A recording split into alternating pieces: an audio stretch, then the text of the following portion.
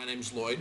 You are King Britt, legendary DJ slash producer from Philadelphia, recipient of the 2007 Pew Fellowship in the Arts, and, of course, mogul behind 5-6 Media, important as well. Coming up on October 20th of 2009, Preservation Hall Recordings is going to be releasing St. Peter Street Serenade, which is the first ever online digital download only package that Preservation Hall has ever released. Yeah, first time. Well, so it won't be CD. What's that? Nope, going straight to digital download on this one. So, and we thought we'd pick your brain a little bit about your involvement in the process and what you think of everything that's going on with it. Where we could probably start is your initial involvement with Preservation Hall, because that's going back a few years there, but I believe it started with the Sister Gertrude Morgan project, yes? Right, so Andy from Ropadoo, who released the King Britt Presents Sister Gertrude Morgan album, how it all started was he was in New Orleans, and I think he met Ben. Okay. And while he was down there, and he was at Preservation Hall, and I think either they were playing it at the hall or Ben played it. I'm kind of vague on the facts there, but regardless, he heard the music and he instantly thought of me because I had just done a project for him called the Philadelphia Experiment Remix. So he thought it would be really good to take her old recordings and bring them into today's context. Yeah. Which that's what I'm kind of an expert at. So he got me the stuff and got me the book as well, Her Majesty. For Her Majesty. Well, anyway, her book of art, because first and foremost she was a painter and an artist. Right. So I got to learn a lot about Sister, and instantly I was drawn to her through the artwork. And then when I heard the music, it was a wrap. I'm like, I want to be involved 100% into this project. So then we took the files, put them in the computer, and then started to create what is now, it just keeps growing and growing. I mean, it was just in the True Blood TV show on HBO, and it'll be on the soundtrack hopefully for part 2 of the True Blood, second season series. And they even named the episode after it. It was in Miami Vice. Whoa! Nice. So, which was great. It was in that movie, and it's just the whole NPR crowd. Just everyone has just embraced the project. Well, so that's how I kind of got involved with Preservation Hall, and then I was introduced to Ben. And we're like brothers, man. It's incredible to meet such a person he's so open in his heart, and you can tell, you can see why Preservation Hall has been so successful over the years. His father, I'm sure, was the same way, and you guys, Ronnie, everyone is just loving it, and it's all about the music, and it's not really about anything else. It's just purely about the music, and the initial intention, the real intention that everyone has, it's pure. It's not like, we're just doing this for money, whatever. Right.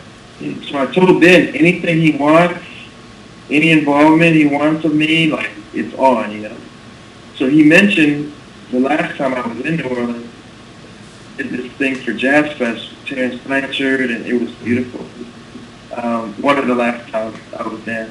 He mentioned, we should do this project with Preservation Hall, jazz band, have you come in and do this and that. And so we scheduled time, and I came down, and we recorded, really we produced it together, or produced the initial project we were going to produce together. And, we recorded everyone, and it was just a great experience for me because, this was recording in the hall. Yeah. So all the spirits and all the vibe was there. And then with the cats, I mean, it's the real cats. Yeah. And these cats, that so much history that goes along with it. I just was in awe. I'm sitting there just like freaking out. So we collected all of this material, but St. James, for some reason, it just kind of popped really quickly. We were at Ben's house, and I did some beats, and I sampled some things from the recordings, and we kind of put it together. And Clint, I was like, Clint, you got to sing on this, man. And he's like, really? Like, yeah, man. And then Ben played bass, and it just started to form, you know. And Wicked Kid just came in, kind of engineered the whole thing and put it all together. He's a wizard. He's a wizard. And it just, we have the song, you know, St. James Infirmary, the remix. And I really think it's great. It's really cool, but it doesn't take away from what Preservation Hall is about. And I think people that are purists will still embrace. And then the video is just mind-blowing. It reminds me of when I was growing up, watching the Mickey Mouse cartoons and Betty Boop, and it had that quality of, you know, nostalgia. It was just great to see, you know, and I never had a cartoon before, you know. I was going to ask you if there's ever been an animated version of King Britt running around out there before.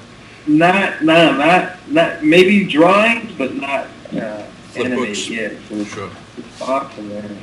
I could see like a series going on. Yeah, I'll tell you one of my favorite things about the video is you can literally I can watch it 50 times.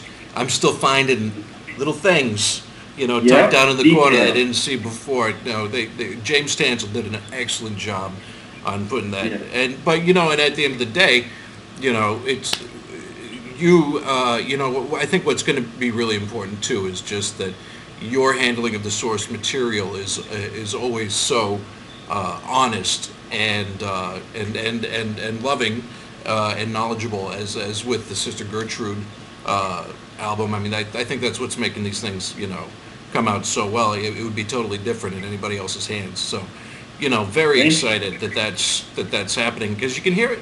You can hear it. You know, there's an artistic simpatico there that I think that you guys really managed to find. On the geek level, all of the sounds that you got for the track, it was all recorded here in the hall.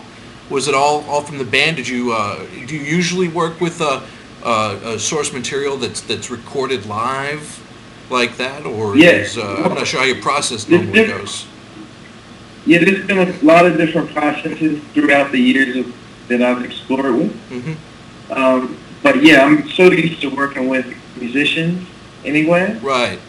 So it's just really great to get real source material like this instead of sampling records and that sort of thing. But the beats I program, you know, it's a combination of the live recording and then programming the drums just from a DJ standpoint, making sure it's in time or whatever. Right.